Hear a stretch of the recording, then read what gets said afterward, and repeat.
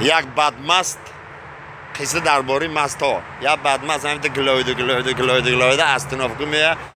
در اسرائیل یک کودک به دنیا میبیه کودک 80 کیلو میبره وزنش навор сохта шудагае бо дастгирии сайти 1xp дараҷа коэффициентҳои зиёд ва бонусҳои гуногуна меёбем ки силкаш дар комментария ҳамчунин агар бо промокоди ёвонӣ шумо регистратсия кунед барои пардохти аввалин тон 6500 рубл бонус медиҳанд дӯсто иҷа ҷои пастияни сумкоркунӣ нест бозӣ кунед аммо одат накунед осмони беғубор ханда дар лабодонтон ҳамеша ҳувайдо бошад یک بدمست قصه درباره مست‌ها یا بدمست همین گلایده استنافگو میه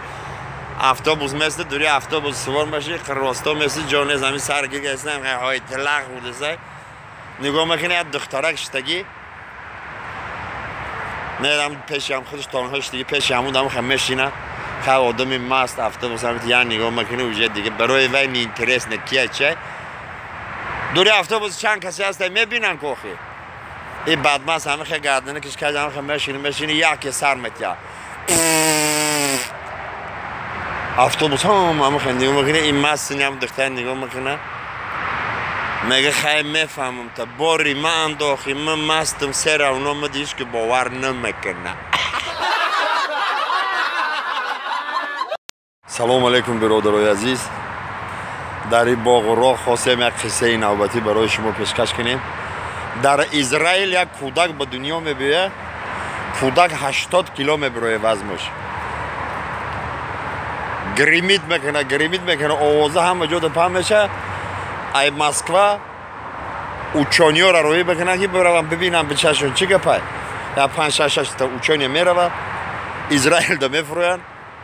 خواهی گیردی خانی و بیچاره آدم لغت کردگی کریسپاندنت ها رو میبینی آتی کودک هم بین حولی در رفته آمده است اوچانی ها میدروین کودک وزن بکشن 60 کیلو میبروین بیرو میبروین میخواهن که آتی کودک اینترویو گیرن میگن اکا میشی دودر میشی ماده خیلی پیردوت کردن که کودک 80 کیلو میبروین اینجا 60 کیلو نشون است چی که پای اینجا چی سکرت در اینجا آتی کودک همه سرش میخزه میگه میبخشین 1 ساعت پیش میره دستش حلال کرده بودو